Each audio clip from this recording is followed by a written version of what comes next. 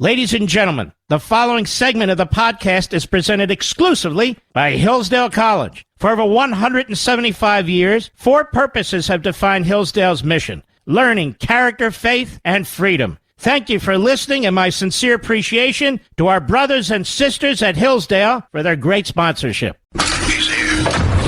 He's here. Now, broadcasting from the underground command post, deep in the bowels of a hidden bunker, somewhere under the brick and steel of a nondescript building, we've once again made contact with our leader, Mark Levin.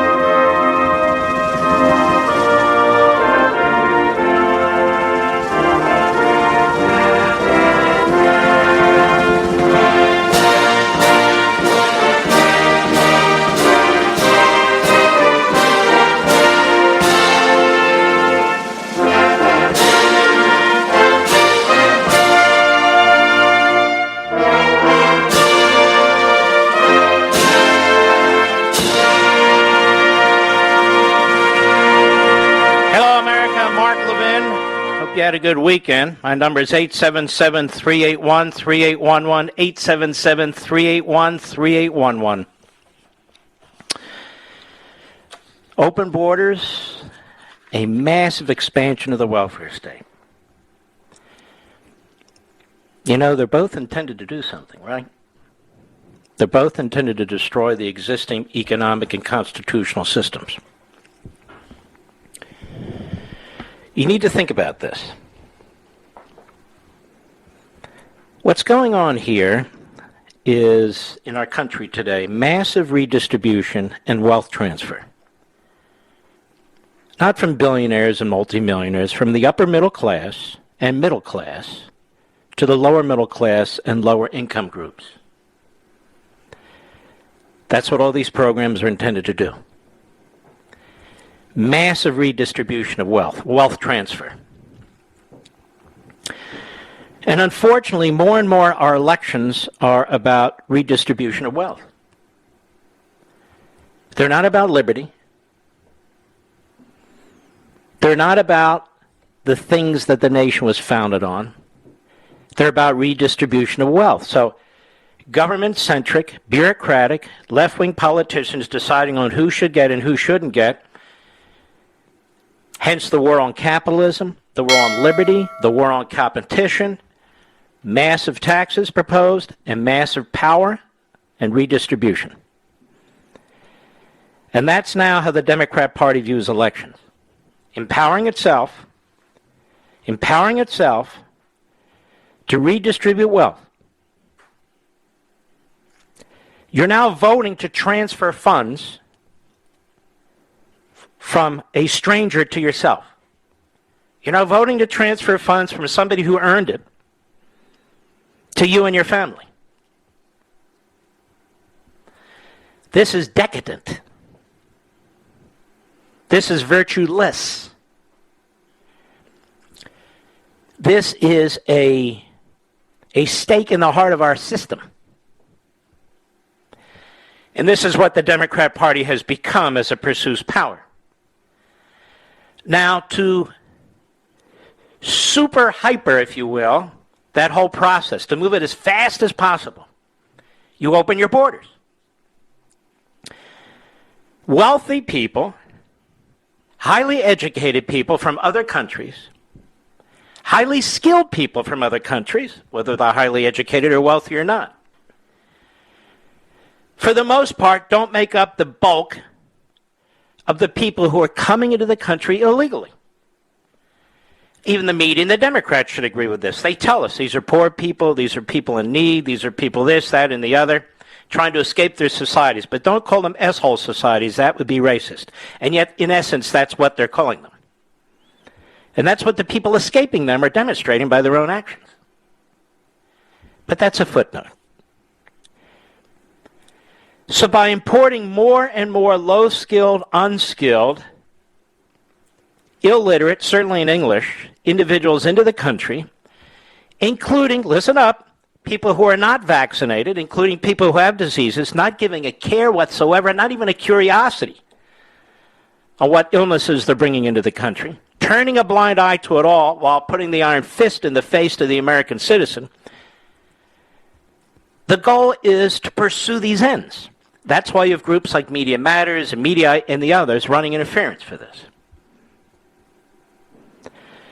So what's happening now is the Democrat Party is not only changing the way we vote and trying to nationalize it in order to destroy any integrity in the voting system, which they know benefits them because they're the party of fraud.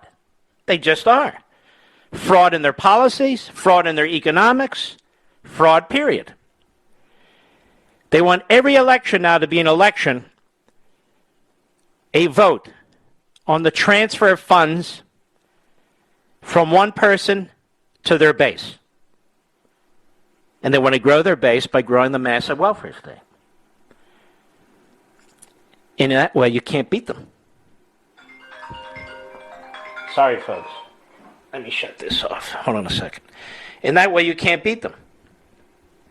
So you're seeing they're pushing hard for this. Let's stop calling it $3.5 trillion. This $5.5 trillion, it's not an infrastructure bill. It's not a human infrastructure bill. It doesn't improve the situation of the individual human being, their growth, their potential, their opportunities, their wealth.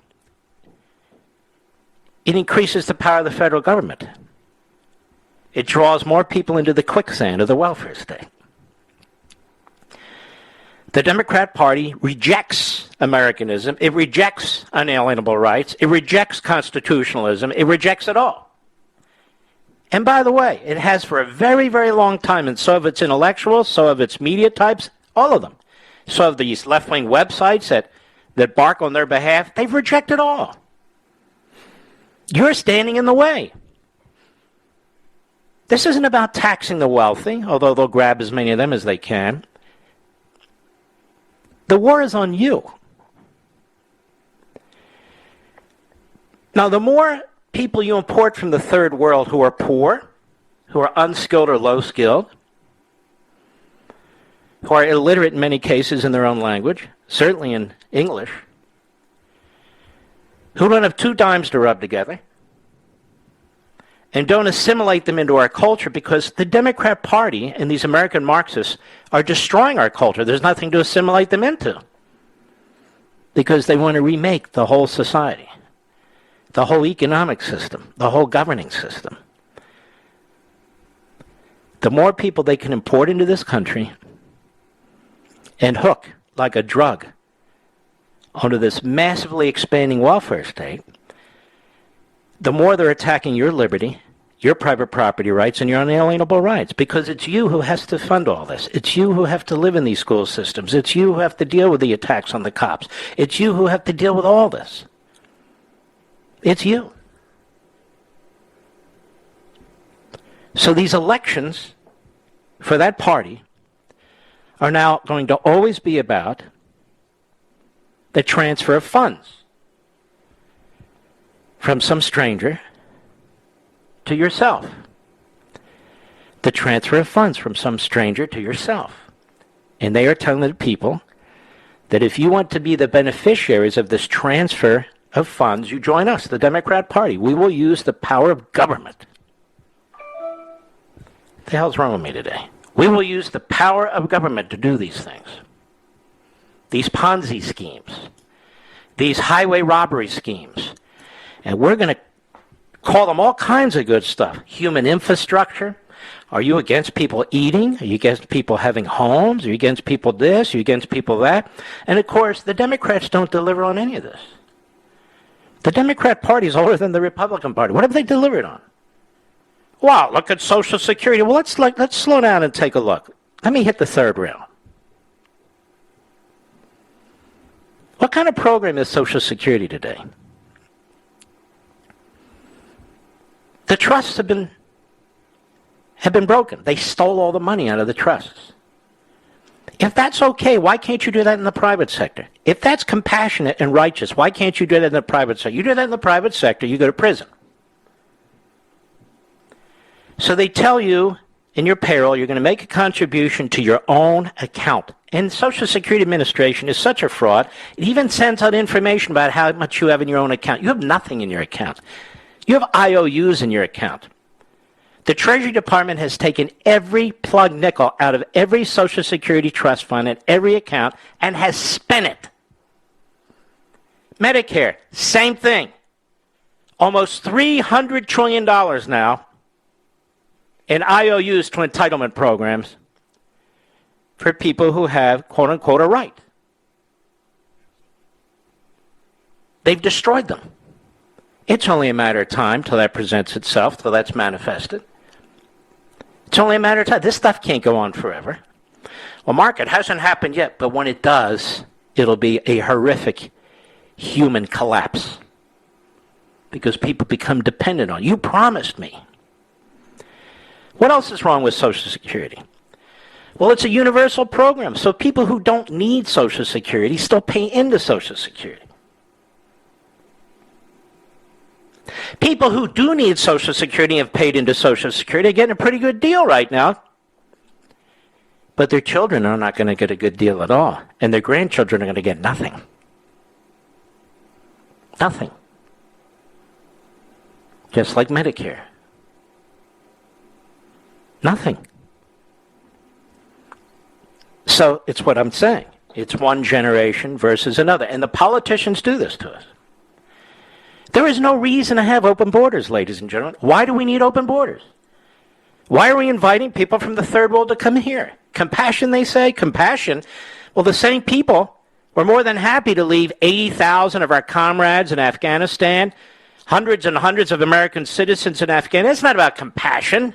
The Democrat Party doesn't do things for compassion. It does things for power. Look at who runs that damn thing.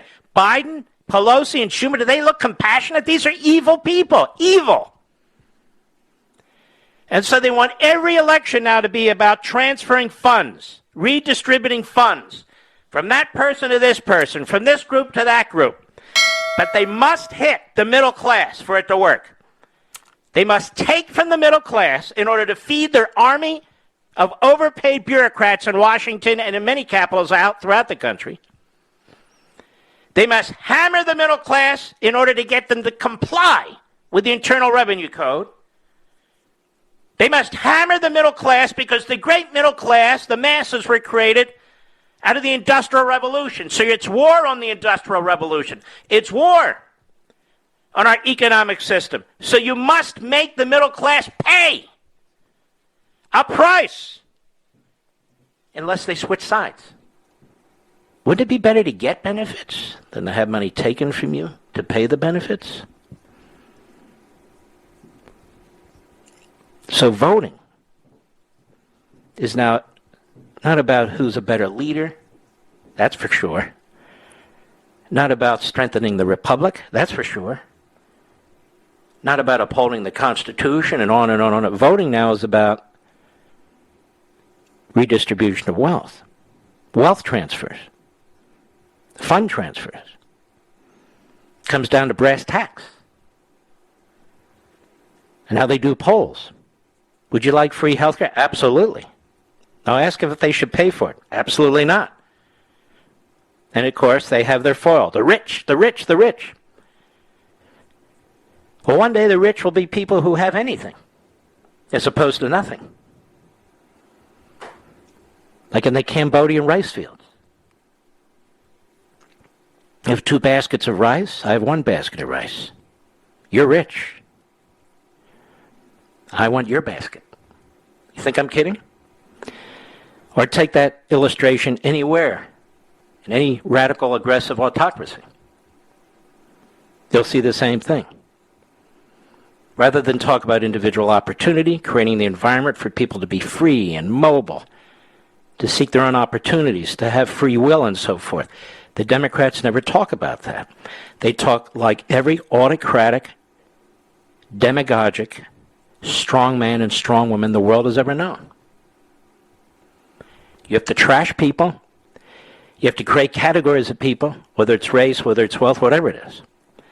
And you have to keep beating them to death with the big lie over and over and over again. And if people don't agree, you need to start censoring them. You need to start preventing them from their opinions being heard. Republicans will never win if elections come down to this. And so the Democrat Party is changing the citizenry. The Democrat Party is changing the rules of the game. The Democrat Party is in pursuit of absolute centralized iron-fisted power. They want to crush any competition, whether it's competition of ideas, economic competition, or political competition. That's what's at stake right now. That's not what's being discussed on cable or network or radio or anywhere else. That's exactly what's taking place this week on Capitol Hill. I'll be right back. Mark Levin.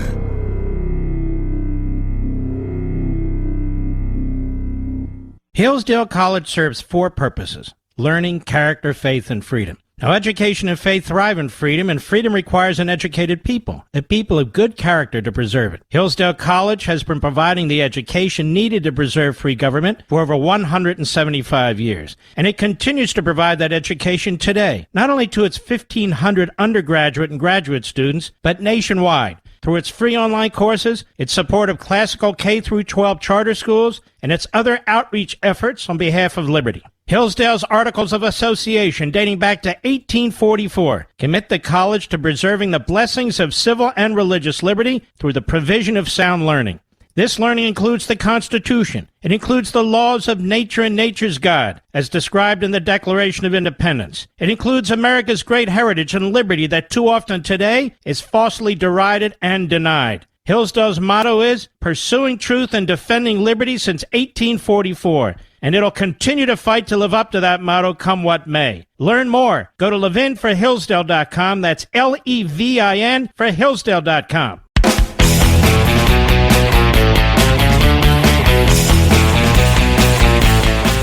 What's happening here is immigration is becoming a program for dependence. That people who want to come to the United States as a result of a few Supreme Court decisions will get free public education. They will get free emergency medical care. And as the Democrats continue to expand health care for non-citizens, they will get even more expanded health care. You have some reporters for Fox who've talked to a number of the Haitians and others who come to the border and have crossed the border, and they say, why have you come here? Because we need health care, because we're poor, we need XYZ, and so forth and so on. Even though many of the defenders say they need to come here from liberty to escape tyranny and that sort of thing, many of the people coming here are coming for the welfare state. I told you last week the reports were that most of the Haitians who came here, with 12,000 or more released into our country, 12,000 or more released into our country, came from Chile, where they were already refugees. So they weren't escaping anything. But they know the American welfare state is more generous. I'm not just talking about Haitians, by the way. I'm talking about anybody. And that's happening. The word's gotten out to the rest of the world, every corner of the world. And so this will clearly destroy our country. The same party that is responsible for that is massively expanding the welfare state and then attacking people who actually pay taxes for everything. You. I'll be right back.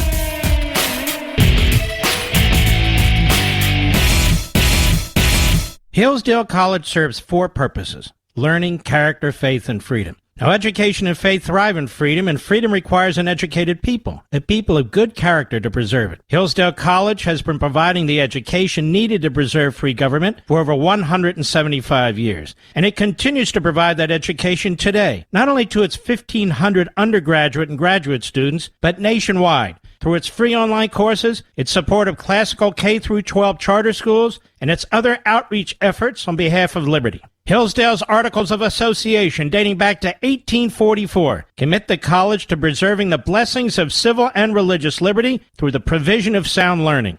This learning includes the Constitution. It includes the laws of nature and nature's God, as described in the Declaration of Independence. It includes America's great heritage and liberty that too often today is falsely derided and denied. Hillsdale's motto is pursuing truth and defending liberty since 1844, and it'll continue to fight to live up to that motto come what may. Learn more. Go to levinforhillsdale.com. That's Levin for Hillsdale.com. He's driving the media mad. Mark Levin, call in with your outrage. 877-381-3811. You know, in the heart of some of the most extensive immigration to the United States over 100 years ago, if anybody had ever been interviewed who wanted to come in America and say, I want to use your health care system or whatever it was, they would not have been allowed to come into the country because the standards have been completely eviscerated. The standards are, what can that individual contribute to this nation? Are they going to be a drag or are they going to be a contributor? Today that question's not asked or even considered. Period. Immigration was always about what contributions foreigners can make to the United States and how many should come and from where should they come. Today, again, those questions are not asked and they're not to be asked. And I would challenge anybody to tell me any nation that can or has survived without borders. Name one. Just one. There's not a single nation on the face of the earth that's doing this. None. Some of the European nations did it, but now they're tightening up.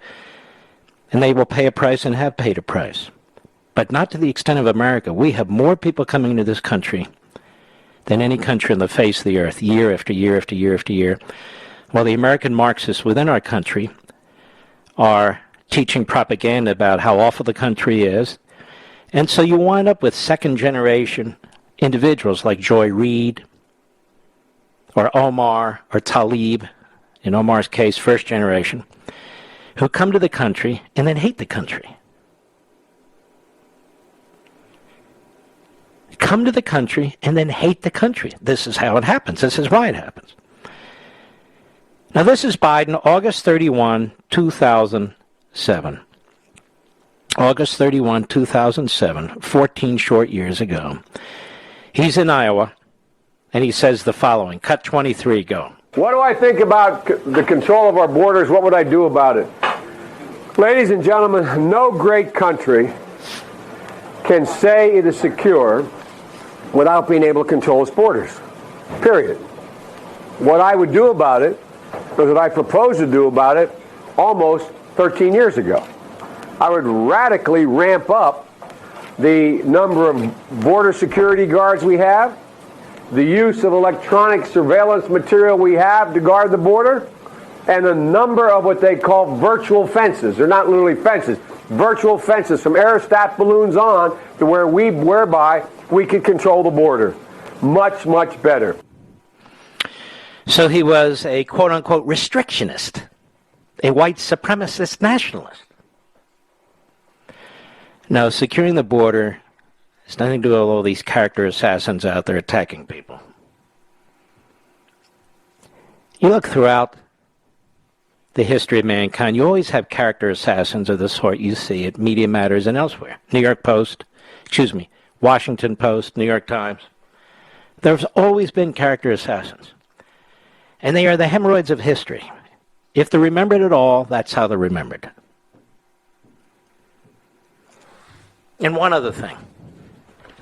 The late, great Russell Kirk, a major conservative thinker and historian, he explained in his book, Conservative Mind, From Burke to Eliot, and that book was published 1953. And this is in my book, Rediscovering Americanism. I would argue that the three most important books I ever wrote, American Marxism, Liberty and Tyranny, and Rediscovering Americanism. Rediscovering Americanism being the heaviest. And he explained in his book, and I quote, "Liberty, in short, cannot be discussed in the abstract, as if it were totally independent of public virtue and the framework of institutions. John Adams' knowledge that freedom is a delicate plant, that even watering it with the blood of martyrs is dubious nutriment, impels him to outline a practical system for liberty under law. Liberty must be under law. There is no satisfactory alternative. Liberty without law endures so long as a lamb among wolves. Even the compass of civil laws does not sufficiently hedge liberty about. Under cover of the best laws imaginable, freedom may still be infringed if virtue is lacking." Damn near every founding father said you cannot have liberty without virtue. Kirk says, "What sort of government then will stimulate the indispensable private and public virtue comprehended in the Golden Rule?" And the answer, of course, is a constitutional republic. That's all. So there must be a legal order informed by a moral order if the individual is to flourish. So when you have people even today saying we're going to spend $3.5 trillion, which is 5.5, and it's all paid for, it won't cost you anything. When you have pathological, systemic liars, I don't believe that's defined as virtue. When people who literally play with the books like a massive Ponzi scheme the world has never seen before, human beings have never seen before, that's not virtuous. When you have open borders and say the border is secure, that's not virtuous. When you're teaching critical racism theory to our elementary school and high school kids, and then say you're not, that's not virtuous.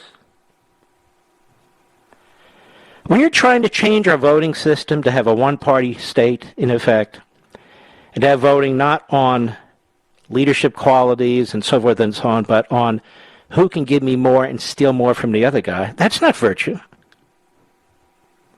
When you're trying to pack the Supreme Court, pack the Senate, destroy the bumper system that protects us from rogue and tyrannical elements, like the filibuster rule, like the Electoral College, that's not virtuous. So the media, these American Marxists, lack virtue. And they don't care. Because they are fanatics. They're zealots. That's what they are. I'll be right back. Mark Levin.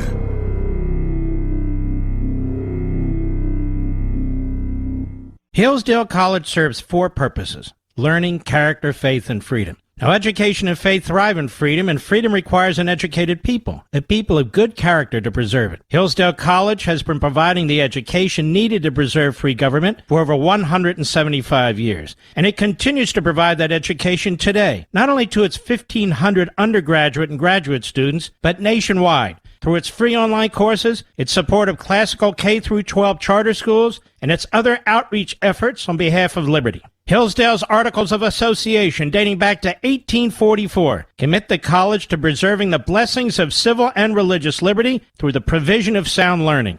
This learning includes the Constitution. It includes the laws of nature and nature's God, as described in the Declaration of Independence. It includes America's great heritage and liberty that too often today is falsely derided and denied. Hillsdale's motto is pursuing truth and defending liberty since 1844, and it'll continue to fight to live up to that motto come what may. Learn more. Go to levinforhillsdale.com. That's Levin for Hillsdale.com.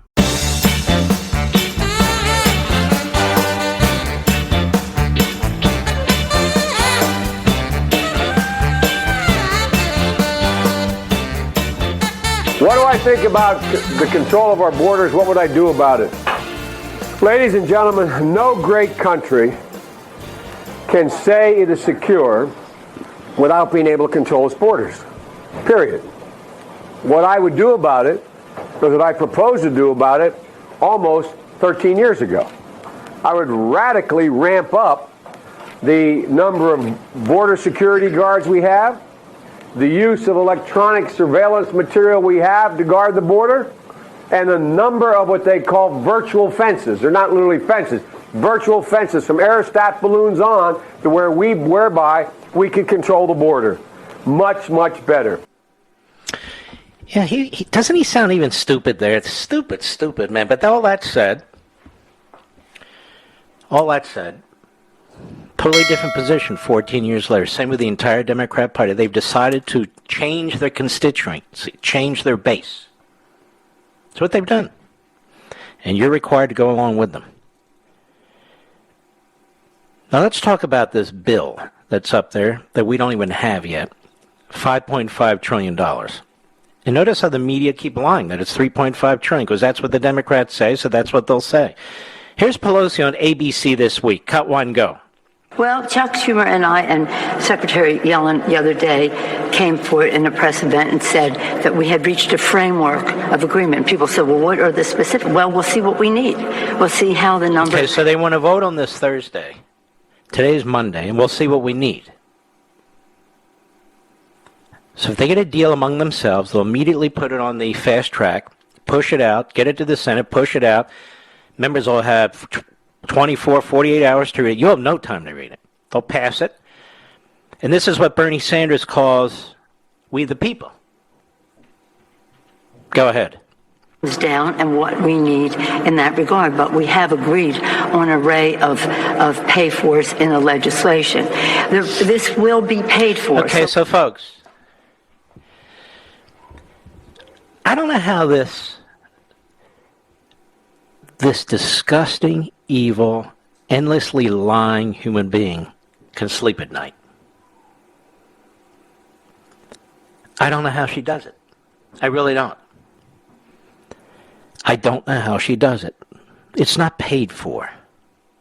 It'll never be paid for. But that's the propaganda now. Jen Psaki, they're online, the White House briefing today. Cut two, go. There's not disagreement about the fundamentals of what we're trying to achieve. And there is agreement that we need Which is cradle to grave. That's what they're trying to achieve. Go ahead. Climate crisis, that we need to cut costs for childcare, for college, that we need No, we don't. No, we don't. I'll be the one that says no. No, you want childcare, you pay for childcare. You want children, they're your responsibility. They're not my responsibility. I had children. We took care of our children. I didn't ask for anything. I wasn't born this way. I made myself into what I am, like everybody listening to this program. You want children? Take care of your children.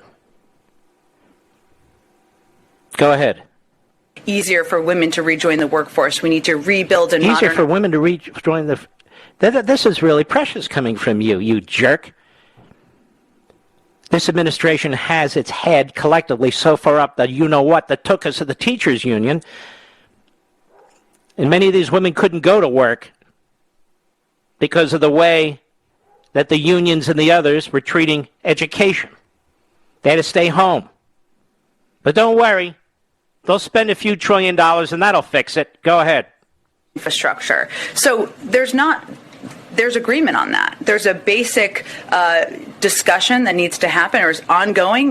We're right in the weeds of it now on what the size of the package looks like. But I will also note, and we've done this a little bit over the past couple of days, but that this package, the reconciliation package, would cost $0. This is the big lie, and there's so many big lies. So $5.5 trillion in spending costs nothing. $5.5 trillion in spending. And by the way, you know what comes after the $5.5 trillion? They have a proposed $6 trillion budget, which is over $1 trillion more than the prior budget. 5.5 plus 6, plus 1.2 on the bipartisan one. 5.5 plus 6, that's 11.5 trillion. Now we're talking about 12.7 trillion, all told in just a 6 to 8 month period. 12.7 trillion. They already spent 2.3 trillion when Biden came in. That's 15 trillion. 15 trillion damn dollars? That's what they want to spend and pass in less than a year? But don't worry, it's not going to cost you a thing. And of course, inflation's temporary. Are you as insane as they are? Of course not. But their supporters are. Yes, I want free stuff. Take it from that bastard and give it to me. But you didn't earn it. I don't care. Did you hear that number? 15 trillion. Now, if that doesn't kill us, I don't know what will. And it's filled with all this social engineering, filled with all this Marxist claptrap, all this racism, all this genderism, filled with punitive attacks on successful people. You don't have to be a billionaire, even a multimillionaire. Punitive attacks on small business and capitalism. A war on fossil fuels, for God's sakes. And now even the reporters, George Stephanopoulos is the solution, paying for it, a carbon tax. He even talks like an idiot from the IRS. A carbon tax. Do you know what a carbon tax is? Everybody breathe in. Now breathe out. That's carbon dioxide. What do they mean, a carbon tax? It's time to get pissed off. It's time to get pissed off. These white papers, these proper discussions, these people are fanatics. They do not have any authority under our constitutional system to be doing most of this. None. I don't give a damn what the U.S. Supreme Court said over the last 80 years. They do not have the authority to screw with your life, to screw with your livelihood, to screw with your private property. What the hell do you think America was founded on in the first place? No, I'm not going to get a heart attack. My blood couldn't be flowing any better. My God. The hell's happening to our country? They don't like trickle-down economics. That's the phrase they gave for Reaganomics. The greatest sustained economic growth in American history, where more people came out of poverty, where more people entered the so-called middle class than ever before in American history, followed a few decades later by a tremendous bolt to the economy under the Trump tax cuts.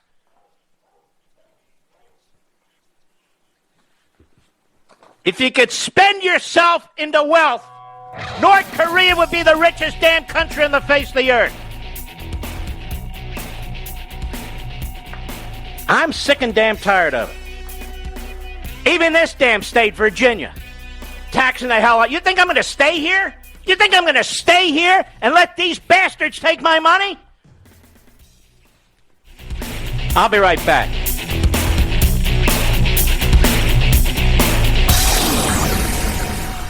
He's here. He's here.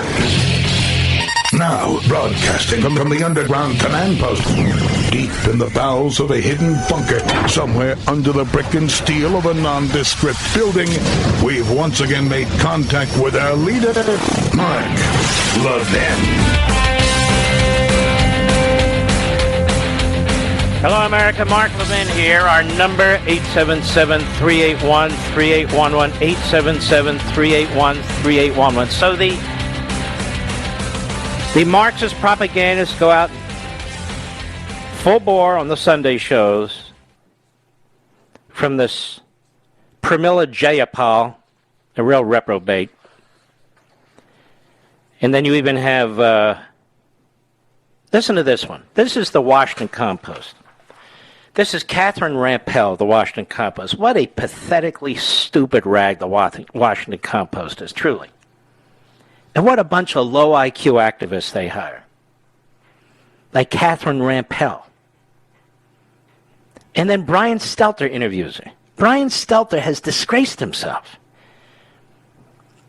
He can't even be on comedy TV. He's so stupid and unfunny. Cut 4, go. And why is the number misleading? Why is that 3.5 trillion figure misleading?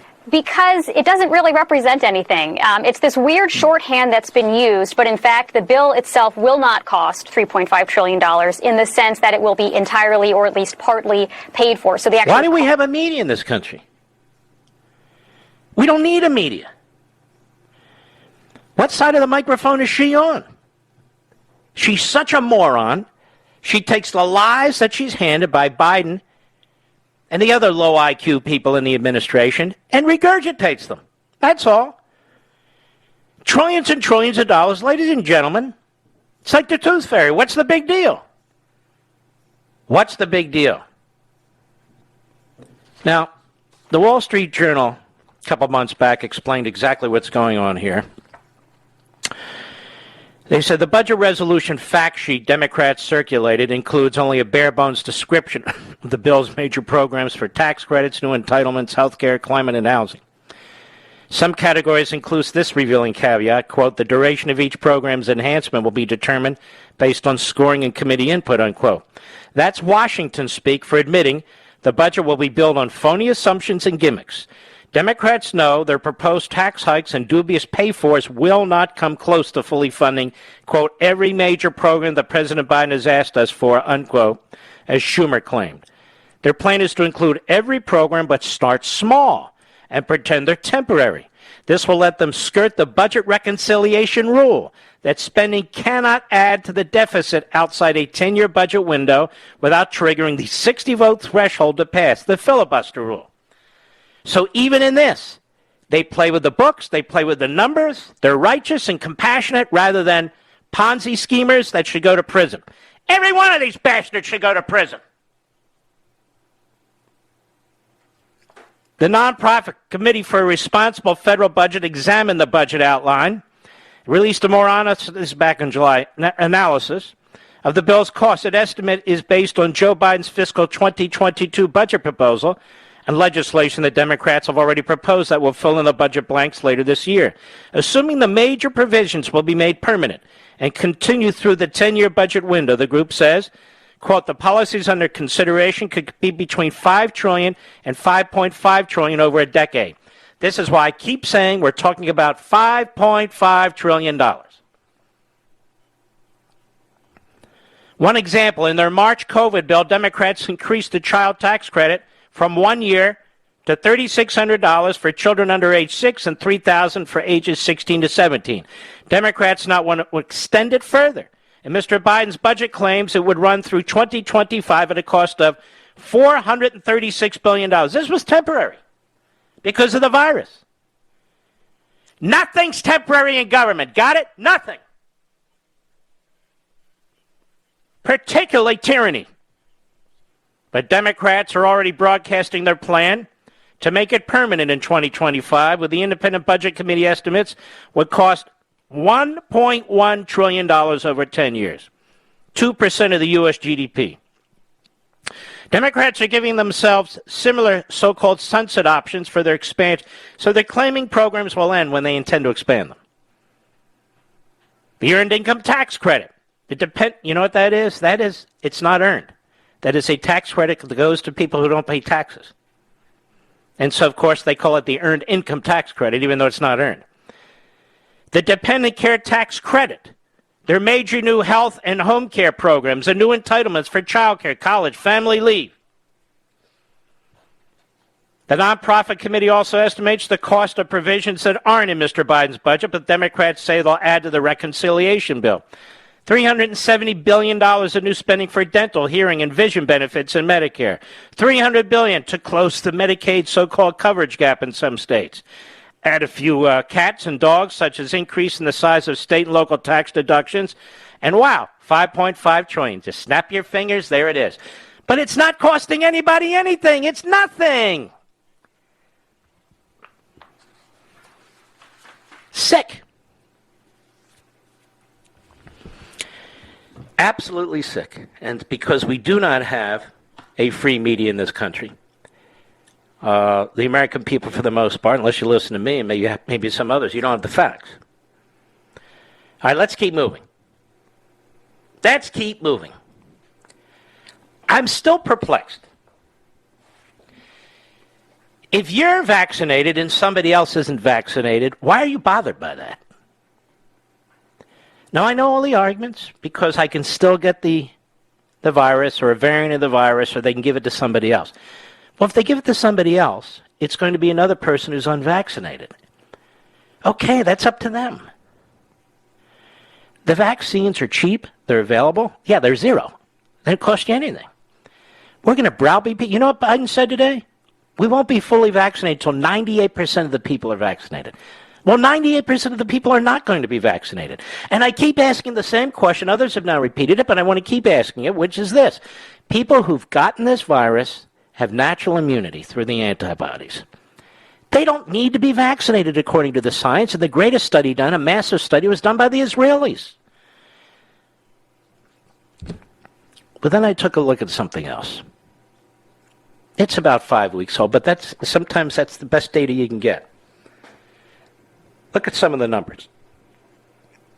And this is at the desert.com site. Do people die from COVID after getting the COVID-19 vaccine? New data from the Centers for Disease Control and Prevention suggests 99.999% of people who were fully vaccinated against the virus did not have a severe breakthrough case that led to hospitalization or death. This was according to CNN. According to the CDC, more than 166 million people have been fully vaccinated. It's now over 170 million. It's 76% of the population that is capable of being vaccinated.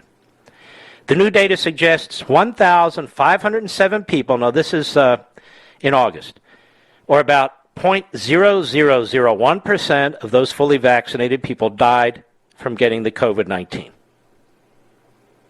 Meanwhile, 7,101 people of those fully vaccinated people, or 0.005%, were hospitalized for COVID-19, and almost none of them died because of the therapeutics that are available. According to the CDC, most of the severe breakthrough cases, about 74% of the tiny percentage, have been among seniors who were 65 years or older, reports CNN. About 20% of the people who died from COVID-19 after a breakthrough case died from something other than COVID-19, though they had a breakthrough case when they died, according to CNN. And that's always very murky in terms of breaking out the numbers. And so this is accurate back to August, because that's what I have. So all this stuff about mandates, which came on the heels of the disaster that Biden had in Afghanistan. Remember, that's when he did it, Mr. Producer, in America? That's when he announced he was putting in place mandates and OSHA and all the rest of them. Remember that, folks? The science does not support this. If the science supported it, I would tell you. I have no reason not to tell you. It doesn't support what Biden is demanding. It doesn't support what DeCamio is demanding. It doesn't support what Newsom's demanding. It doesn't support it. It doesn't support it. Period. But you hear people who just accept what the government says. Folks, Joe Biden has done nothing to add to our arsenal of medicines to fight this virus. Nothing. He hasn't announced an Operation Warp Speed. He hasn't put anybody in charge. Nothing. He keeps saying, when I came into office, only 4 people were vaccinated. It's because the vaccines had just come out. More of the lies and the lack of virtue. Just lie over and over and over again. This is why people like me say, talk to your doctor, your personal doctor. Get the facts from your own doctor. And if you want my opinion, if you don't have some kind of underlying malady, then get vaccinated. But I've said over and over again, there's a difference between supporting vaccinations and supporting tyranny. There's a big difference. People who are unvaccinated, if they have to be that situation because of underlying maladies, well, why would they get vaccinated if it could harm their health? And if you've already had this vile virus and you have natural immunity, why would you get vaccinated? If you don't want to get vaccinated, why do I care? And I'll say it again. So what percentage of the population is it? What percentage? When you add the vaccinated to those with natural immunity, to those who can't take the vaccine because of a malady, what percentage of the population are we actually talking about? Nobody will tell us. Nobody. Nobody. I would ask these corporate executives and CEOs that are mandating on all their people in their companies, do you have a number? What's the number? Chairman, CEO, chairwoman, what's the number? There is no number. Because I have a feeling, and I've said this now how many weeks, that it's much, much smaller than they're letting on. Much, much smaller than they're letting on. And I also said the other day, just to underscore it, what Biden wants to be able to say is, I know all these people are dying, you know. All these people died on my watch, but even though we had 3 vaccines and therapeutics that we didn't have much of, we had some of it, not vaccines, but therapeutics on Trump's watch. He had to reinvent the world. Biden's just taken from the frosting on the cake. And still he's a foul-up. It doesn't mean people aren't dying from this virus. Of course they're dying from the virus. I'm just giving you some of the basic statistical information that we draw from the CDC and CNN. So we know it's got to be true. It's got to be true. But ladies and gentlemen, the corporatists that run the NBA, Major League Baseball, the corporatists that run broadcasting companies, the corporatists that run whatever they run, they don't believe in the science. They don't even believe in knowledge. It's a pack mentality. It's a groupthink thing. That's all. That's all. They don't want to be criticized. They want to be part of the crowd, part of the tyrannical, iron-fisted crowd. It's just easier that way. It's easier. If you're headquartered in New York, you're headquartered in California, you're headquartered in one of these, say, just go along. My God, we just don't want the trouble. Beat the crap out of your employees. I don't care if they're nurses or doctors or emergency personnel. Let them quit. Law enforcement, go. We'll just call in the National Guard. Now, we won't call in the National Guard to protect our citizens, to protect our cities from Black Lives Matter and Antifa and arson and looting and beating and killing. No. No, we can't do that. Ask General Milley, and I'm going to get to him in a minute. I'll be right back. Mark Levin.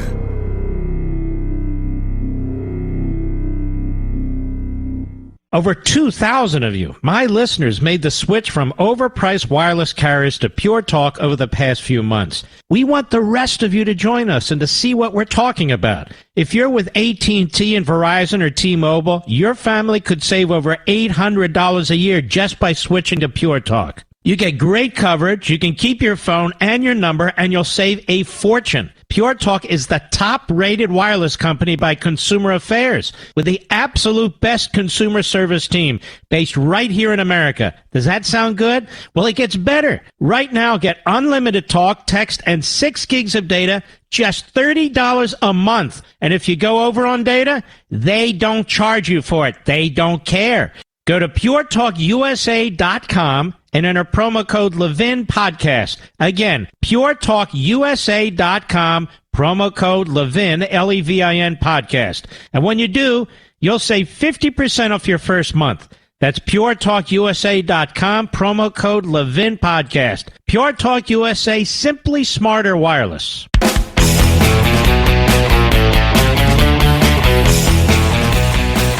All right.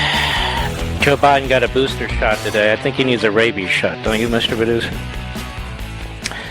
Sits there, rolls up his sleeve. I thought to myself, God, is he's shriveling before our eyes.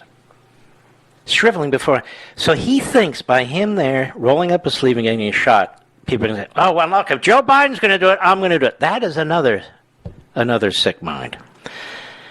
It really is. Standing there, he's going to get a shot in his arm. General Milley's going to testify tomorrow, but he's not really going to testify. He's going to go up there. He's going to pretend he's Oliver North. He's going to be Mr. Tough Guy. He's actually quite a stupid man, in my view, because he keeps leaking information about how smart he is to the Washington Compost and how many books he has. But he will be remembered for the failed general that he is, and he's a failed general. He will be testifying as American citizens remain behind enemy lines, as Afghan patriots who fought with us, up to 80,000 of them, remain behind enemy lines.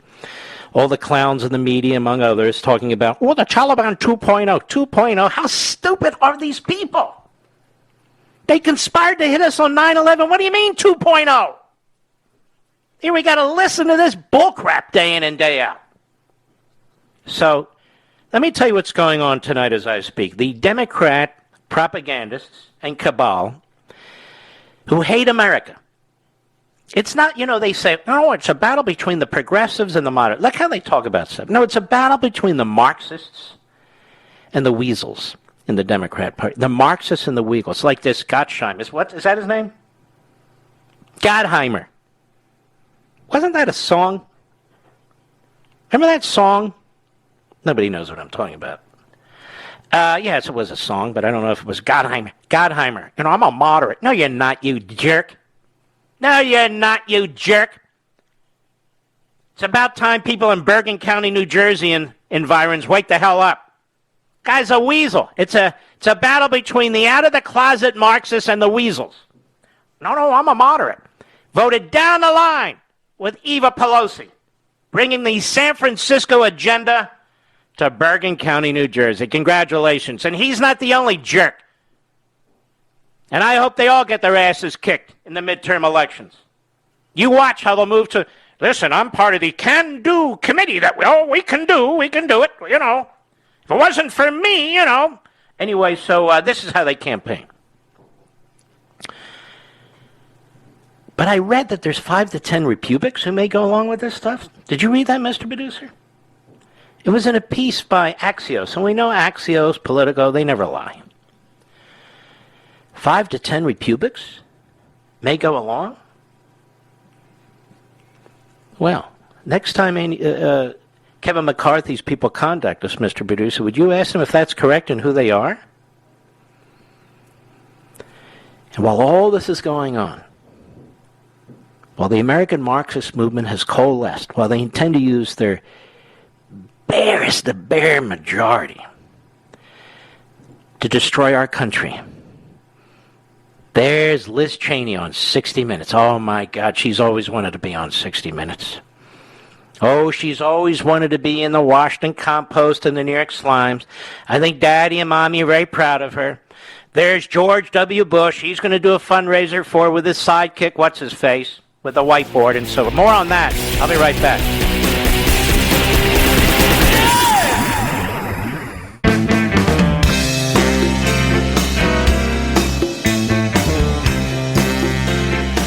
Mark Levin, making conservatism great again. Dial in now, 877-381-3811. Now, you all know that when you spend $5.5 trillion, it is spending money, right?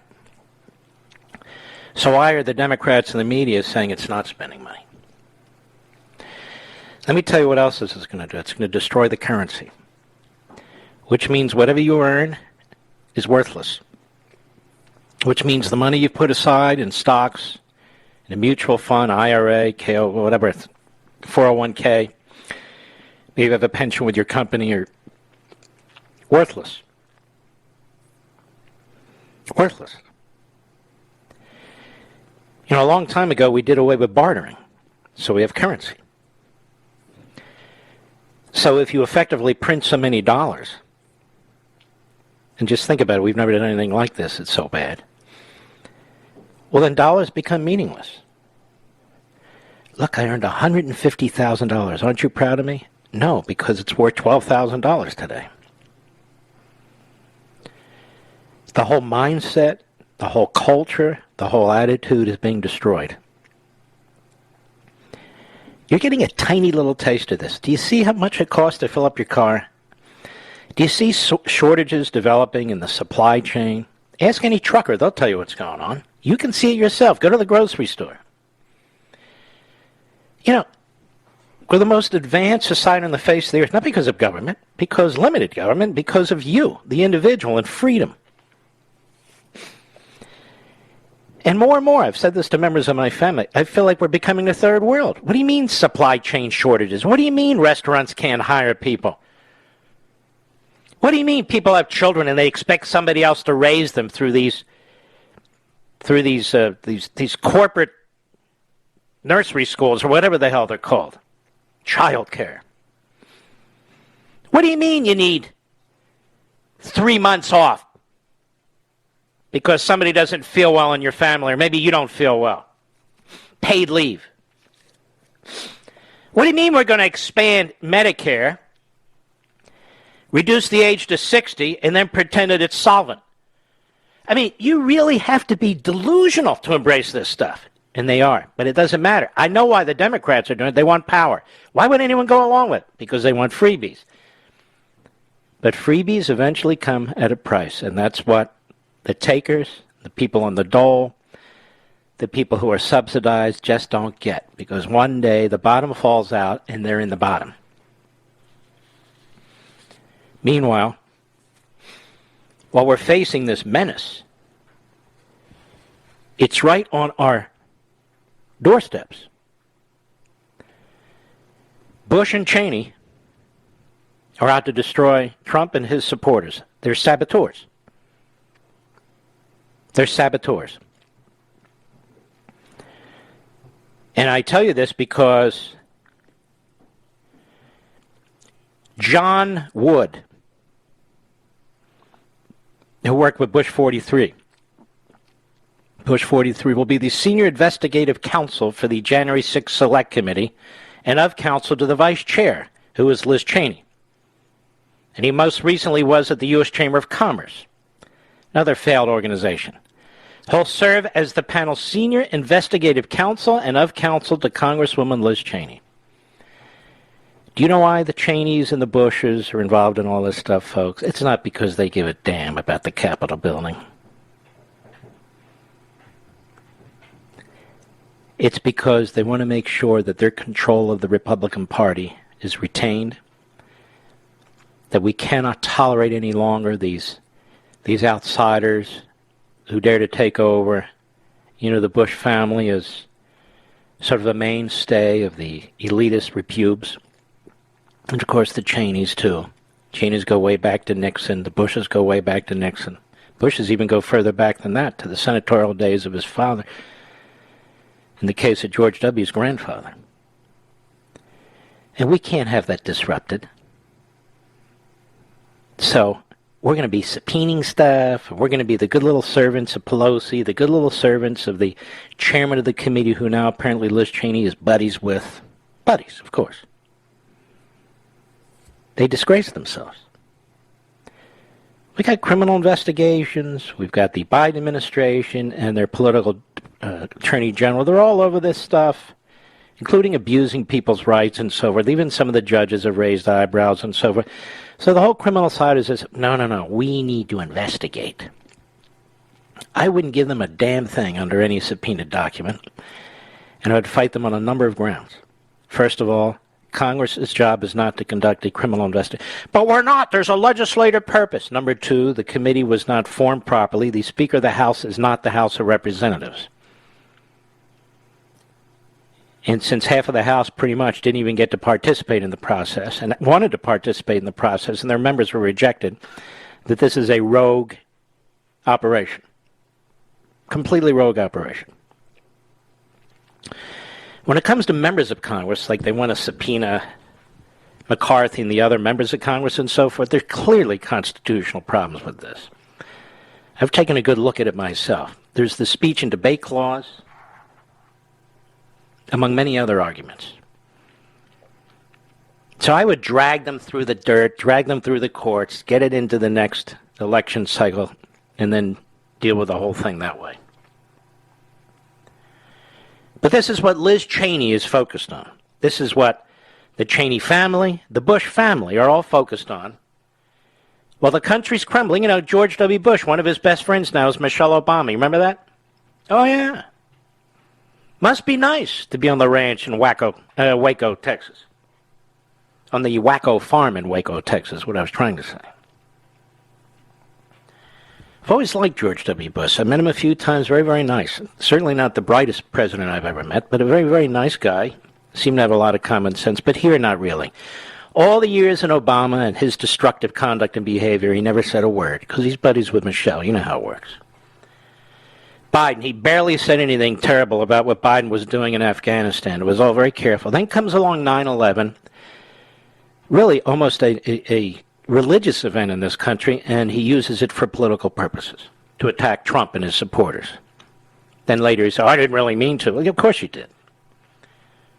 And then there's Liz Cheney, hiring John Wood, who worked for George H.W. Bush. He's going to be the senior investigative counsel. What's he going to investigate? One wonders, doesn't one?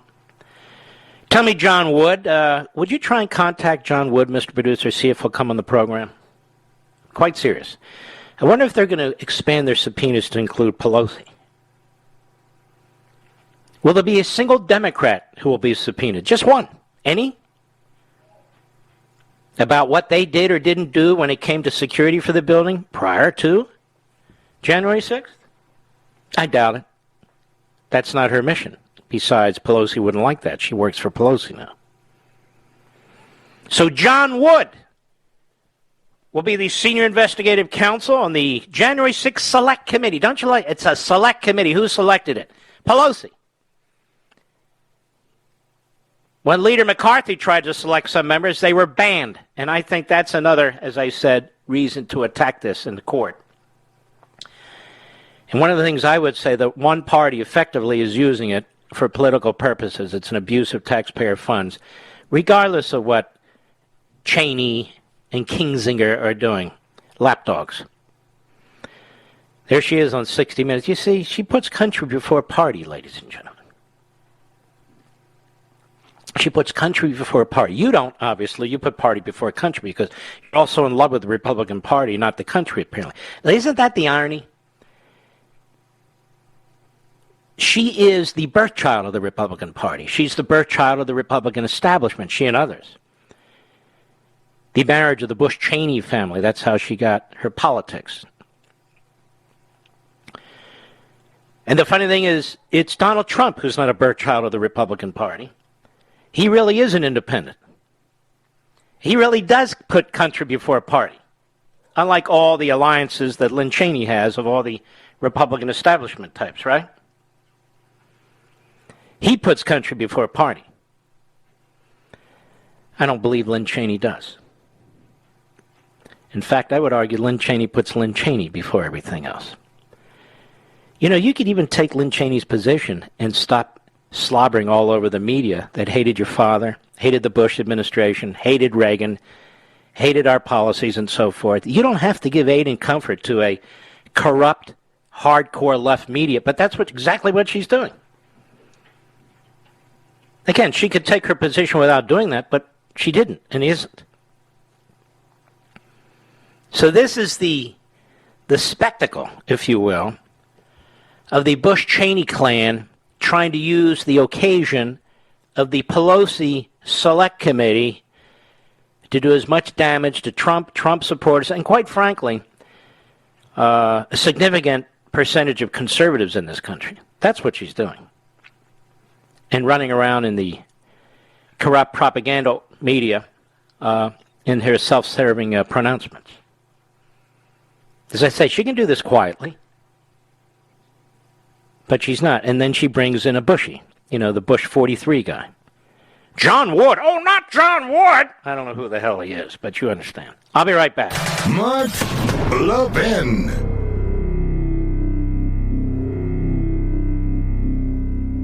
Over 2,000 of you, my listeners, made the switch from overpriced wireless carriers to Pure Talk over the past few months. We want the rest of you to join us and to see what we're talking about. If you're with AT&T and Verizon or T-Mobile, your family could save over $800 a year just by switching to Pure Talk. You get great coverage, you can keep your phone and your number, and you'll save a fortune. Pure Talk is the top-rated wireless company by Consumer Affairs, with the absolute best consumer service team based right here in America. Does that sound good? Well, it gets better. Right now, get unlimited talk, text, and 6 gigs of data, just $30 a month. And if you go over on data, they don't charge you for it. They don't care.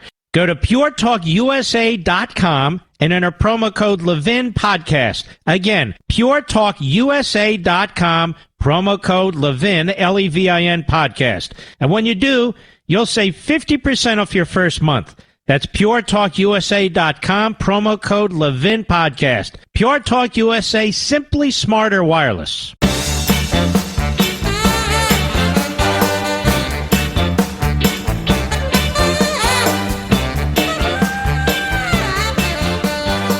Just one step after New York City Democrats seek to give voting rights to nearly 1 million non-citizens, our friends at Breitbart write. Why not? It's just a matter of time. California wants illegal aliens to be able to be appointed to various committees or even get elected to the city councils. You see? Virtue. When you lack virtue, you kill your country. When a group like Black Lives Matter that is anti-Semitic and promotes the overthrow of the country and is a Marxist-run organization and a violent organization is treated with celebrity, country's failing.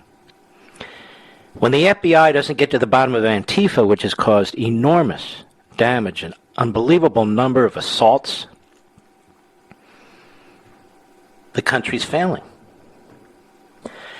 There have been people who have said that it's time to abandon the FBI, time to close it down.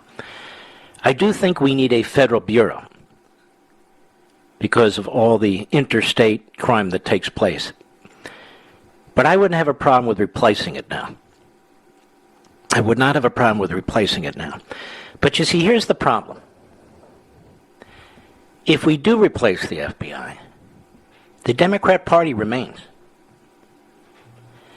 And when you really think of it, the Democrat Party is the center of most evil in this country when it comes to the use of government against the citizen.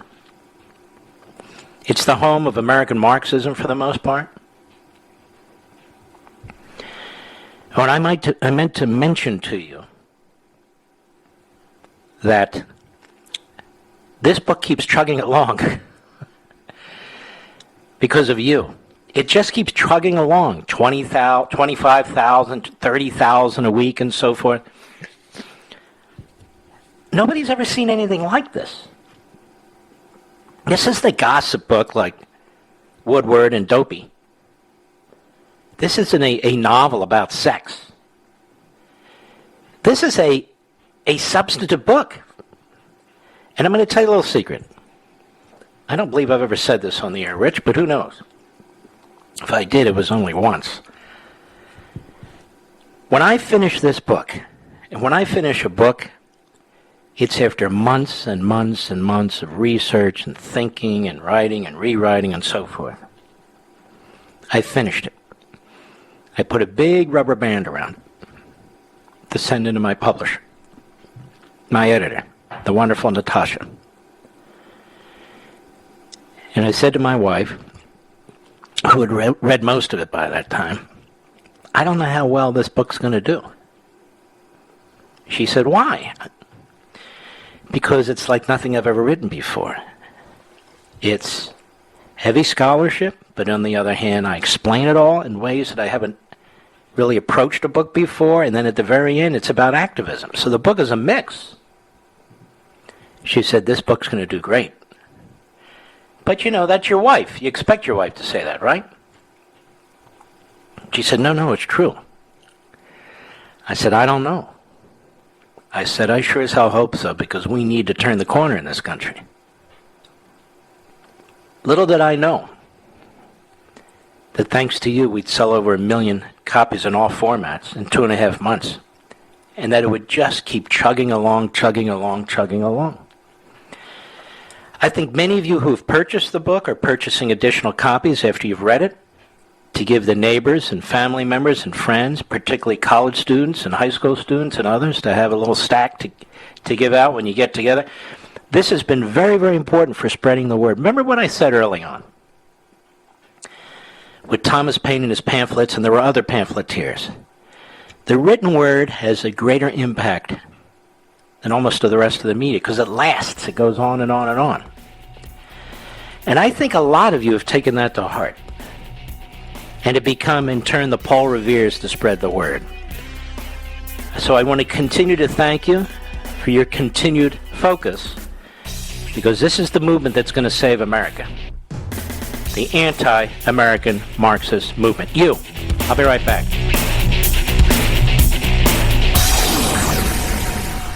Ladies and gentlemen, this final hour of the podcast is sponsored exclusively by AMAC, the Association of Mature American Citizens. Now over 2 million conservative members strong, AMAC believes in and stands up for the values that we care about: faith, family, and freedom. Thank you for listening, and please support AMAC. And you can become a member at amac.us/join. He's here. He's here. Now, broadcasting from the underground command post, deep in the bowels of a hidden bunker, somewhere under the brick and steel of a nondescript building, we've once again made contact with our leader, Mark Levin.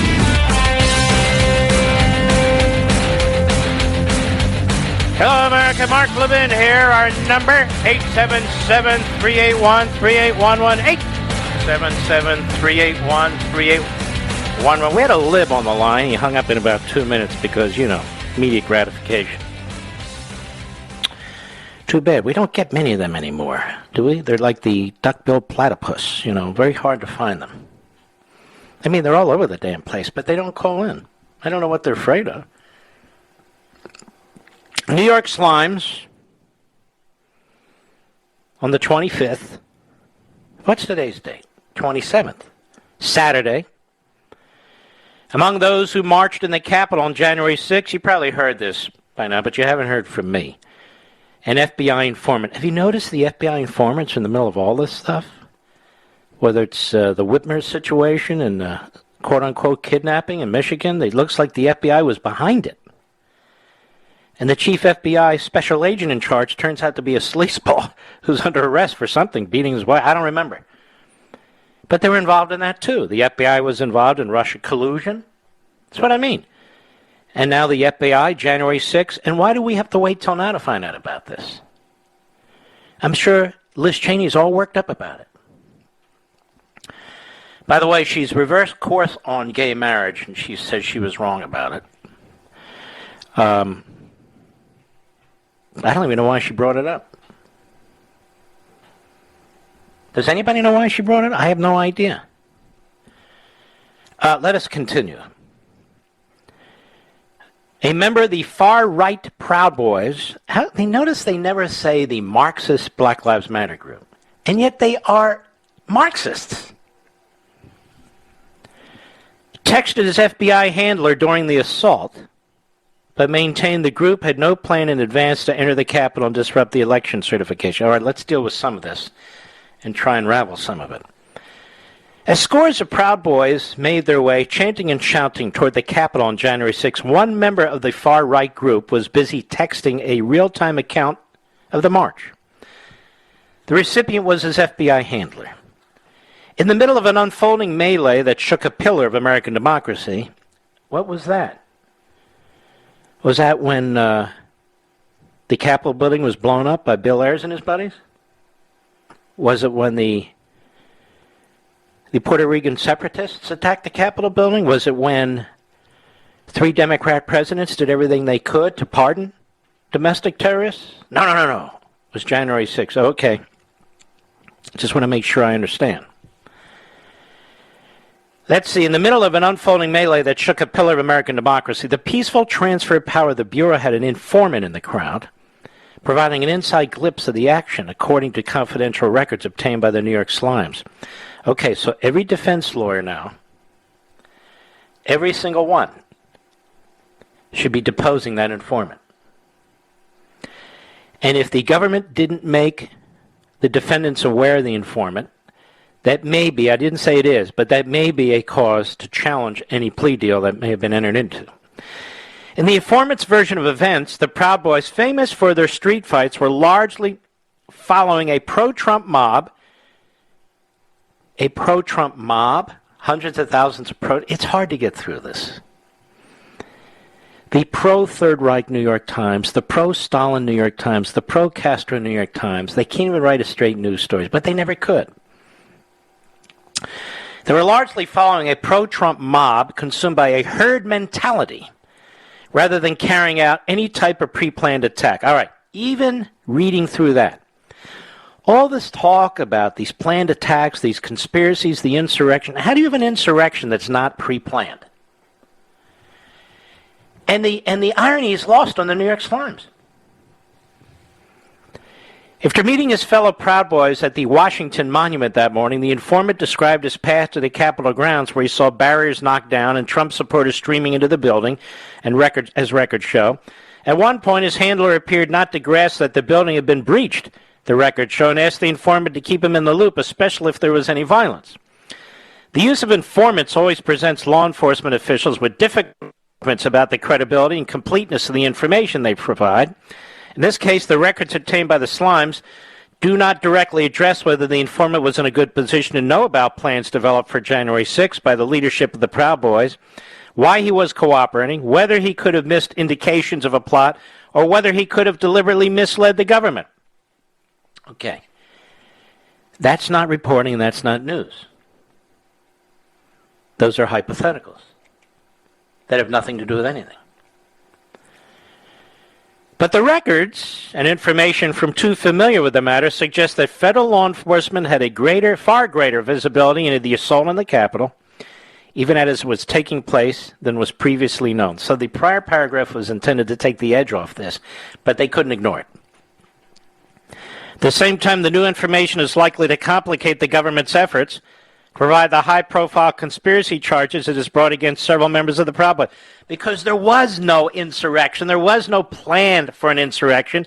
There was no conspiracy for an insurrection. You know how I know, America? Because with all the reportage that's been going on, they haven't provided any information about it. No substance whatsoever. On January 6th and for months after, the records show the informant, who was affiliated with a Midwest chapter of the Proud Boys, denied the group intended to use violence that day. In lengthy interviews, the records say, he also denied that the extremist organization planned in advance to storm the Capitol. The informant's identity was not released in the records. Extremist, right-wing, okay, fine. But can't you at least attempt, when it comes to one of these domestic terrorist left-wing groups, to use the proper nomenclature? Of course not. Now, the records describing the informant's account of January 6th, and I have no special brief for the Proud Boys. I don't know who the hell they are, quite frankly. The records describing the informant's account of January 6 excerpts from his interviews and communications with the FBI before, during, and after the riot dovetail with the assertions made by... And let's stop there. Maybe aspects of this were a riot, but you can see why the government didn't want to release all the other video, where people were wandering around and they weren't rioting, which is why they're charged with trespass. Maybe my correction of this article, every other syllable, is taking away from it, but I do want to get to the heart of it.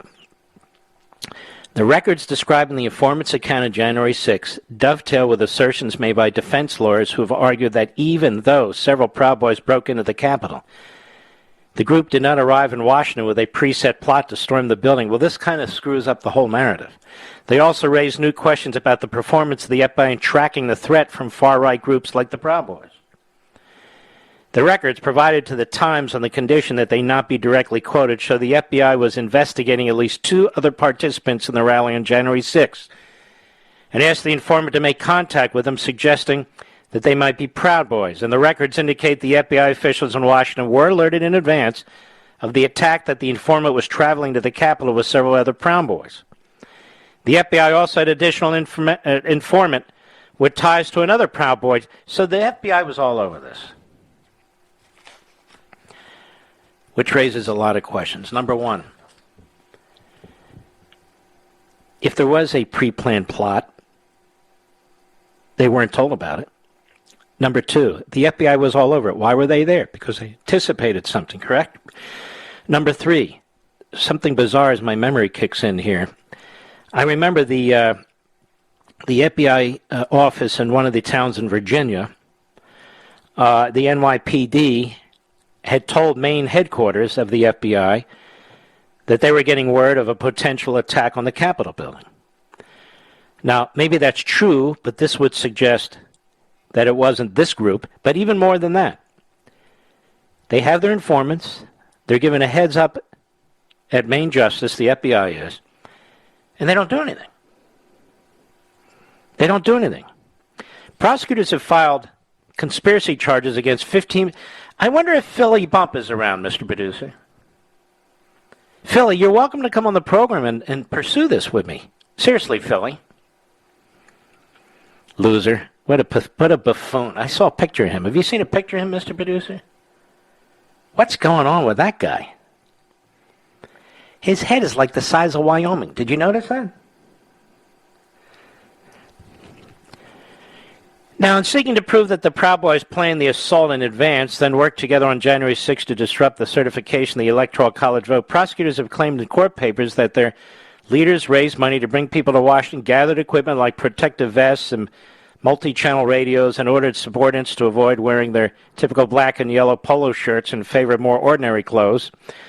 You mean just black clothes like Antifa? The FBI had also collected incendiary social media posts and so forth.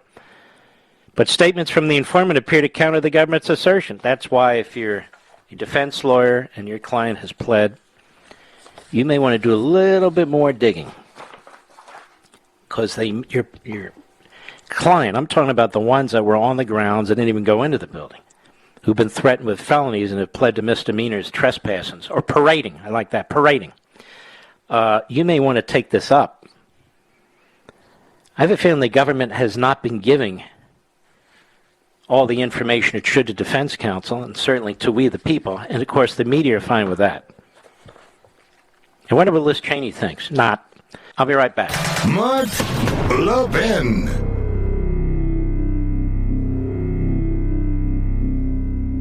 AMAC, the Association of Mature American Citizens, is one of the fastest growing organizations in America, now over 2 million conservative members strong, and I'm one of them. AMAC believes in and stands up for the values that we constitutional conservatives care about. More than talk, AMAC fights. A full-time presence in Washington, AMAC pushes back against reckless spending, disasters like Medicare for All, and the expanding reach of the federal government. And beyond advocacy, joining AMAC gives you access to a wealth of benefits and discounts, including special member-only rates on car insurance, travel discounts, cell phone plans, and a hell of a lot more. And if that's not enough, you'll get AMAC's bi-monthly magazine, full of insightful articles on issues that matter to most of us, we conservatives. As I said, I'm an AMAC member, and you should be too. Join today at amac.us. That's AMAC.us. Stop supporting the liberal agenda that the other 50-plus organization has been pushing for. Join AMAC instead. AMAC.us.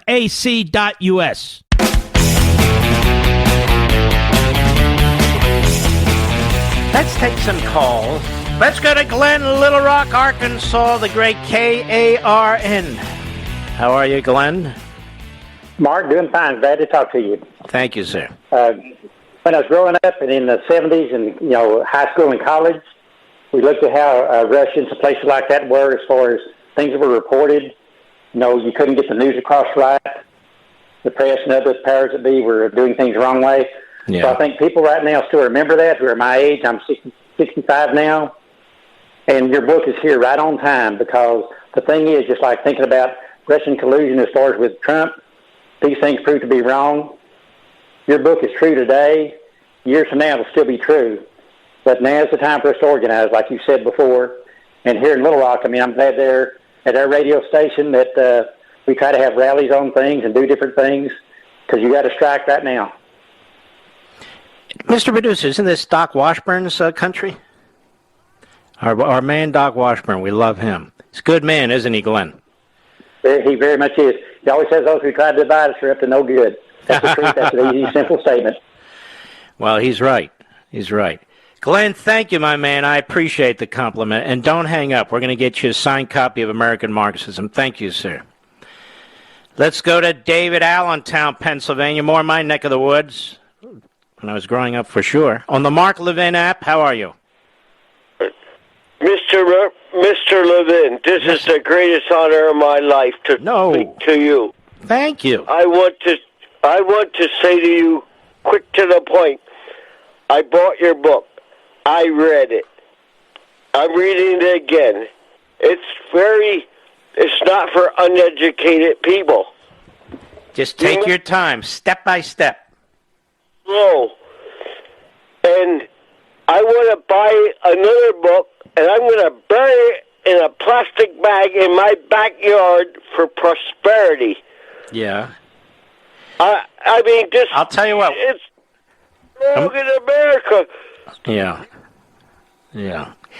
I'm going to send you a signed copy so you can bury that other one. But I hear you, ladies and gentlemen. You hear him, too. He speaks for us. Look how upset he is.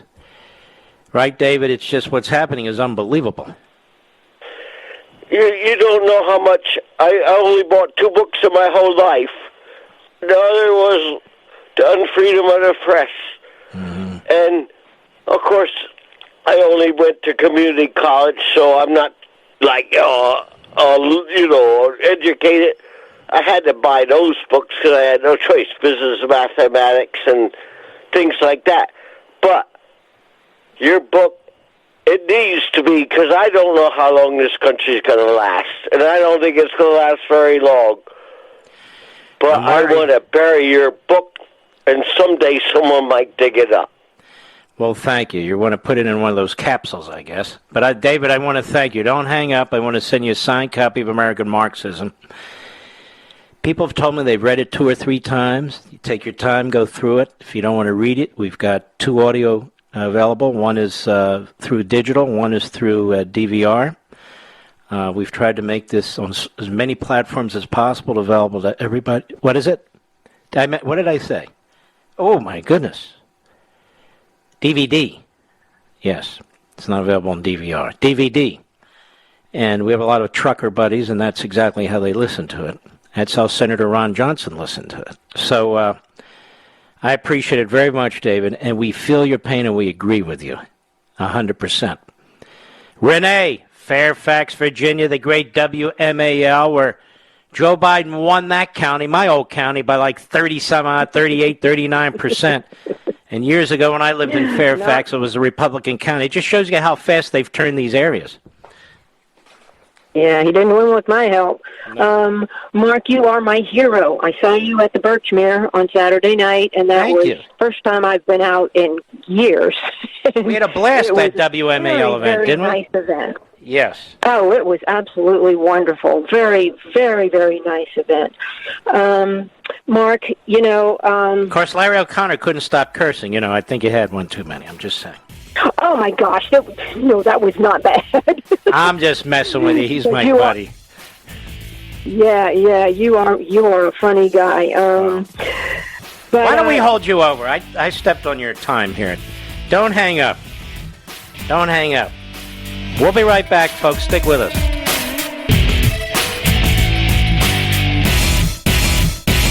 AMAC, the Association of Mature American Citizens, is one of the fastest growing organizations in America. Now over 2 million conservative members strong, and I'm one of them. AMAC believes in and stands up for the values that we constitutional conservatives care about. More than talk, AMAC fights. A full-time presence in Washington, AMAC pushes back against reckless spending, disasters like Medicare for All, and the expanding reach of the federal government. And beyond advocacy, joining AMAC gives you access to a wealth of benefits and discounts, including special member-only rates on car insurance, travel discounts, cell phone plans, and a hell of a lot more. And if that's not enough, you'll get AMAC's bi-monthly magazine, full of insightful articles on issues that matter to most of us, we conservatives. As I said, I'm an AMAC member, and you should be too. Join today at amac.us. That's AMAC.us.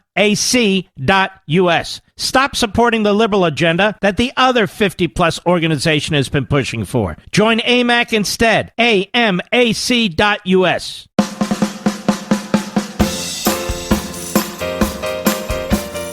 Mark Levin, the great one. The great one, Mark Levin. Dial in now, 877-381-3811. Yeah, that FBI office I was talking about was the Norfolk office, just for the record. So, Mr. Producer and Levinites, I'm still flirting with the idea of doing a new, fresh 1-hour podcast. I'm flirting. You know, one of the reasons is, just because it would be fun. The other reason is I'd love to see how high up the chart we could go. Wouldn't you like to see that, Mr. Producer? I don't know. We'll see. I've got Blaze TV. I've got Fox with Levin TV. I've got Fox TV. I've got the books I love to write. And, of course, I have a radio show. I don't know. My family says that's enough. You got to give something up. Which raises another question. If you were going to give something up, what would you give up? Not so easy, is it? No. But they want me to give up something. And not eating and sleeping. Let's go to Harvey, Buffalo Gap, South Dakota. Sirius Satellite. Harvey, how are you, sir? Hey, great, Mark. Thanks for taking my call. You bet. Say, I read an article last night by Mark Wayne Mullins. He's Oklahoma's 2nd Congressional District Congressman on the infrastructure bill. He's a good man. $5 trillion. He's not controversial. Yeah. Oh, he's controversial. No, he's a patriot. Anyway, go right ahead. Well, and he's pointed out some numbers. I'm a rancher in South Dakota, and he's pointed out that they are now including within this a tax on a cow that would be $2,600 per head.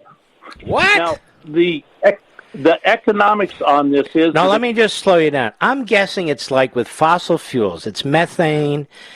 They want to control what we eat. They want to control how we eat. You know, this is what I mean. I don't know if that's in there or not because I have no independent way of knowing, but it's the sort of thing that they would stick in there to destroy different businesses and to change and control who we are. Go right ahead, Harvey. Well, understand the economics, that if a cow has, over her lifetime, 9 calves, in our industry, the average that you might make per calf over a 9-10 year period of time would be about $100 per calf. Nothing. So that means that you have a $900 opportunity that would be costing you a $2,600 tax liability. And if I went and sold my cow, they're only worth about $1,300 now with the drought that's going on. They would instantly bankrupt the beef industry. And the dairy breeds are being taxed at a rate of $6,500 and $500 per head of swine. Unbelievable. What, are the vegans in charge? I'm sorry? Are the vegans in charge? What the hell's going on here? We can't figure it out, but if I'm a Convention of States district captain, and if there's anybody that has been on the fence... But Harvey, I'm guessing they're tying this to pollution, seriously. Yes. And, of course, anything they can tie to carbon dioxide, they will. Methane and so forth. And, I would contact your 2 senators. I think Senator Thune needs to wake up and get his head out of Mitch McConnell's butt and find out what the hell's going on.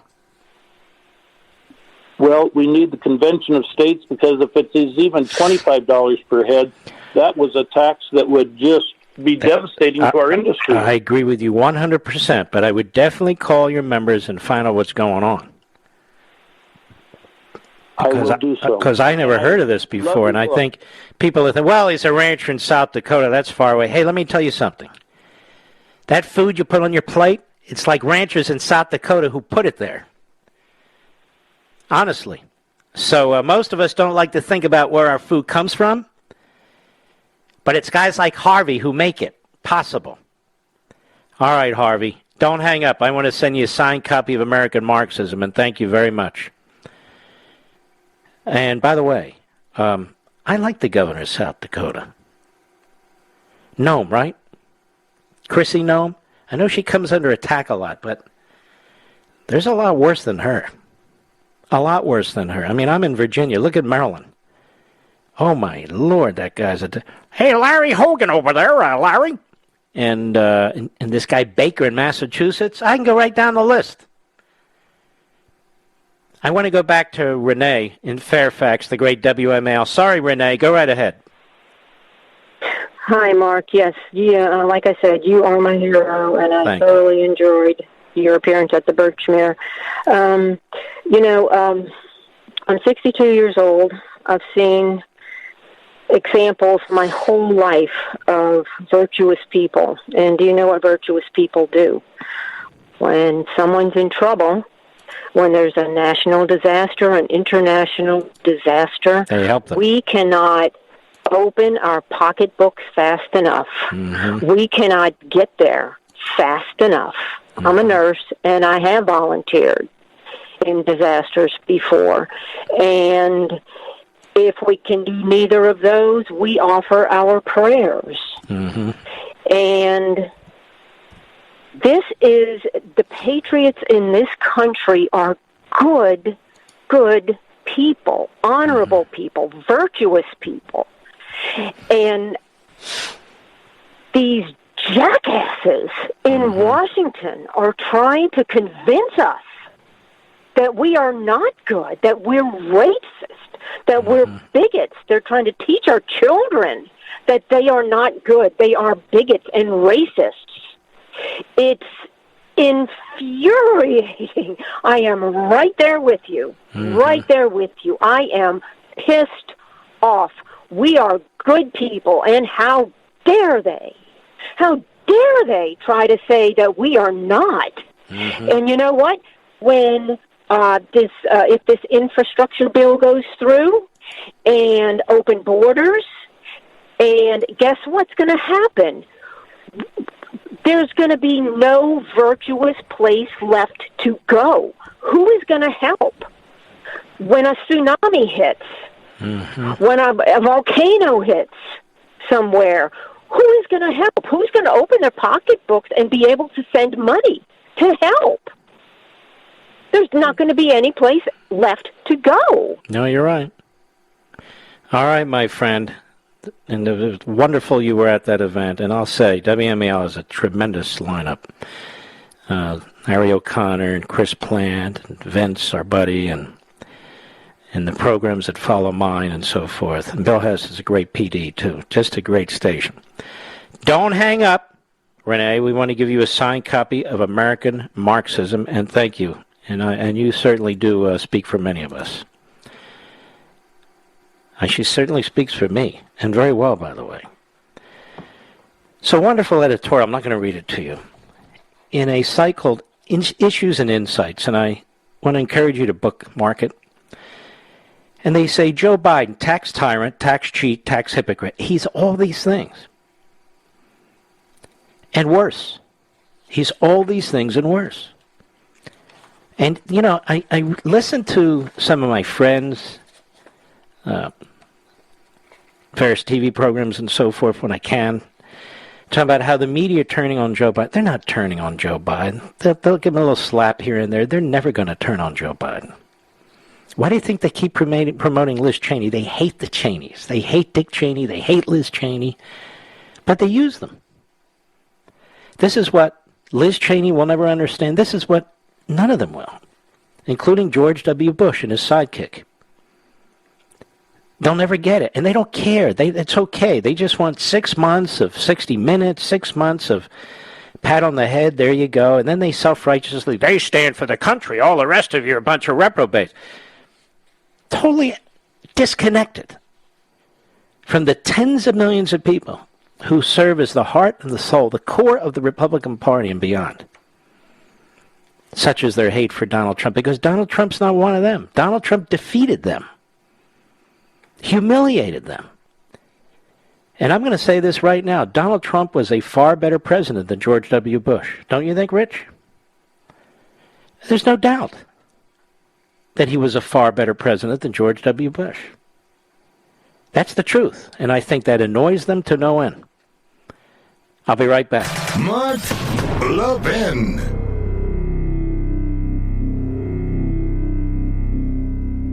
AMAC, the Association of Mature American Citizens, is one of the fastest growing organizations in America, now over 2 million conservative members strong and I'm one of them. AMAC believes in and stands up for the values that we constitutional conservatives care about. More than talk, AMAC fights. A full-time presence in Washington, AMAC pushes back against reckless spending, disasters like Medicare for All, and the expanding reach of the federal government. And beyond advocacy, joining AMAC gives you access to a wealth of benefits and discounts, including special member-only rates on car insurance, travel discounts, cell phone plans, and a hell of a lot more. And if that's not enough, you'll get AMAC's bi-monthly magazine, full of insightful articles on issues that matter to most of us, we conservatives. As I said, I'm an AMAC member, and you should be too. Join today at amac.us. That's AMAC.us.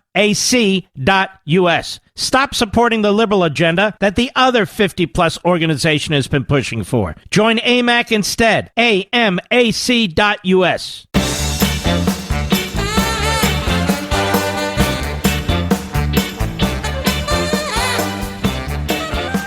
Mr. Producer, do you think that Dog the Bounty Hunter may wind up finding this guy? Yeah, he's pretty good at what he does. And because he's private, he can actually do some things the cops and the FBI can't do, if you know what I'm saying. I'm kind of glad he's on the job. I've always liked that guy. I don't know a lot about his back. Warren, Mark, he used to... I don't care. I don't care. A lot of people don't like him, which is one of the reasons I do. I'm sort of the contrarian when it comes to things of this sort. The Biden administration purges Lee Greenwood from the National Arts Council. Singers God Bless the USA played at Trump rally. And I want to tell you what's going on with Mr. Plugs in his head. They're going into these different committees and councils and purging the Republican appointees. They're not supposed to. Trump did not do that to the Democrats. He didn't do it to the Obama appointees because they serve for a term. Could be 2 years, 3 years, 4 years, 1 year, whatever it is. And they're supposed to be allowed to serve out their term. Now, this is just the way it's supposed to work. But in Biden's America, which isn't America at all, they're purging people. They purged some people off of these various military committees. And they're suing and they're fighting back, and they should. And so this is, I want to be the president of all the people. 3-letter word, people, P-E-O, you get the point. Biden administration's purge of appointees to various government advisory boards by prior presidents, mostly Republicans, is continuing with the dismissal of country music great Lee Greenwood from the National Council of the Arts. Greenwood, who wrote the country anthem God Bless the USA, which was a favorite of late President Ronald Reagan, has become a fixture at Trump rallies. Well, we can't have that. They need to be at Biden rallies. Problem is, Biden's rally is in the bathroom. They, you know what I'm saying? He spends all the time in the bathroom. They say it's the basement. He's in the bathroom. Guy, I understand he's got a horrific case of dysentery, Mr. Producer. And until somebody tells me otherwise, I'm going to continue to believe that. So Greenwood said that he has a show coming up October 12th in Huntsville, Alabama, that he has set aside a block of tickets for veterans and caregivers. Yeah, you see, a guy like Lee Greenwood, who is a true patriot, who is entertaining, who pays a lot in taxes, he's no good. But somebody wants to come into this country who's contributed nothing to this country. They walk across the border, want our health care, our education, welfare system, and all the rest. That's good, see? Don't attack them. That's good. Joe Biden, disgusting. New Ben & Jerry's favorite pushes defunding the police. Ben & Jerry. Ben & Jerry. Ben & Jerry. Ben & Jerry are worth a lot of money, aren't they, Mr. Producer? And yet they keep their money. Why is that? How come they don't live in Ramallah? It's a nice little Palestinian hamlet. How come they don't live in Ramallah? I'm curious. They're concerned about all this stuff, but they don't want to live in Ramallah, and they don't support the police. So If you're a police officer out there and you're called to help Ben and Jerry, don't. These are two yentas dressed up as entrepreneurs. They sold their business. They made a fortune. Meanwhile, Daily Mail, Washington State school bans teacher from hanging pro-police flag in her classroom because it's too political, but BLM and pride banners are allowed. Okay, sue the school for content-based First Amendment discrimination. It's either no banners or all banners. That's the test. That's the rule. Sue their ass. And wear a neck brace just in case. Ladies and gentlemen, we salute our armed forces, police officers, firefighters, and emergency personnel. I want to thank all of you with your copies of American Marxism. You're the Paul Reveres. And I look forward to seeing you tomorrow. God bless.